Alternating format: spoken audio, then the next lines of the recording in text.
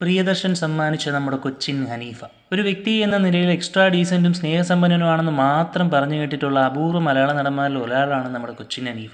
1972 അഴിമുഖം എന്ന പടത്തിൽ അഭിനയം തുടങ്ങിയതാണ് എങ്കിലും പ്രിയദർശൻ സമ്മാനിച്ച കൊച്ചിൻ ഹനീഫ എന്ന് ഞാൻ പറഞ്ഞു തുടങ്ങിയതിന്റെ കാര്യം എന്താണെന്ന് വെച്ച് കഴിഞ്ഞാൽ, വില്ലൻ വേഷങ്ങളിലും സീരിയസ് വേഷങ്ങളിലും ഒക്കെയായി 70ഓളം പടങ്ങളിൽ അഭിനയിച്ചിട്ടും ജനഹൃദയങ്ങളിൽ കയറാതെ നിന്ന ഇദ്ദേഹത്തിനെ എന്റെ ഊഹം ശരിയാണ് എങ്കിൽ മഴ പെയ്യുന്നു മദ്ദളം കൊട്ടുന്നു എന്ന പടത്തിൽ കൊണ്ടുവന്ന് കോമഡിയൊക്കെ ചെയ്യിപ്പിച്ച് പ്രേക്ഷകരുടെ മുന്നിൽ പ്രസന്റ് ചെയ്യിപ്പിച്ചത് നമ്മുടെ പ്രിയദർശൻ.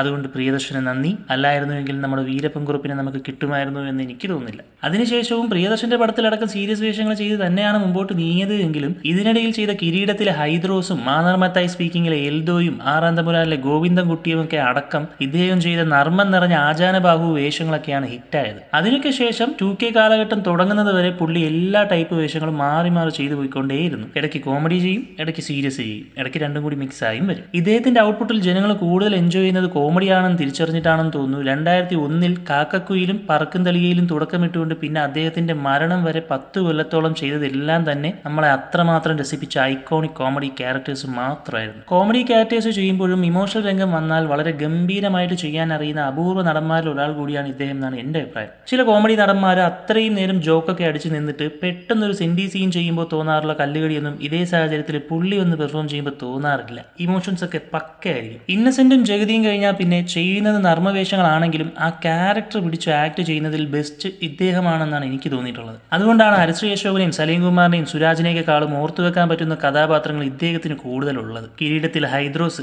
മാന്നാർ സ്പീക്കിങ്ങിലെ എൽദോ, ഗോവിന്ദൻകുട്ടി, ഗംഗാധരൻ, ബീരാൻകുട്ടി, കുഞ്ഞിക്കുട്ടൻ, സുന്ദരേശൻ, തോമസ് മാത്യു, വീരപ്പൻകുറുപ്പ്, കിട്ടുണ്ണി, സുദർശനൻ, മാത്തുക്കുട്ടി, ത്രിവിക്രമൻ, വിക്രമൻ, ഗുണ്ടാഭാസ്കരൻ, കലന്തൻ ഹാജി, പീലിപ്പോസ്, ധർമ്മേന്ദ്ര, വടിവാൾ വാസു, കുറുപ്പ്, ഉമ്മച്ചൻ, രാമൻകർത്ത, ഇതെല്ലാം ഇദ്ദേഹം ചെയ്ത് നമ്മുടെ ഉള്ളിൽ ആഴത്തിൽ പതിഞ്ഞ വ്യത്യസ്ത വേഷങ്ങളാണ്. ഇതെല്ലാം കൂടുതലും ഹിറ്റ് പടങ്ങളിൽ മാത്രം ഇദ്ദേഹം ചെയ്ത കോമഡി ക്യാരക്ടേഴ്സ് മാത്രമാണ്. ഫ്ലോപ്പ് പടങ്ങളിൽ ഹിറ്റാക്കിയ കോമഡി ക്യാരക്ടേഴ്സ് വേറെ, രാജമാണിക്യത്തിലെയും അനന്തഭദ്രത്തിലെയും അടക്കം മികച്ച ക്യാരക്ടർ റോളുകൾ വേറെ. അങ്ങനെ ഒരുപാട് അടിപൊളി ക്യാരക്ടേഴ്സ് നമുക്ക് ഇദ്ദേഹത്തിന്റെ ഭാഗത്ത് നിന്ന് കിട്ടിയിട്ടുണ്ട്. അഭിനയം കൊണ്ടും തമാശ കൊണ്ടും കട്ടയ്ക്ക് മുന്നിൽ നിന്ന ഒരു നടൻ തന്നെയായിരുന്നു ഇദ്ദേഹം. എന്താണ് ഇദ്ദേഹത്തെ പറ്റിയുള്ള നിങ്ങളുടെ ഓർമ്മകൾ?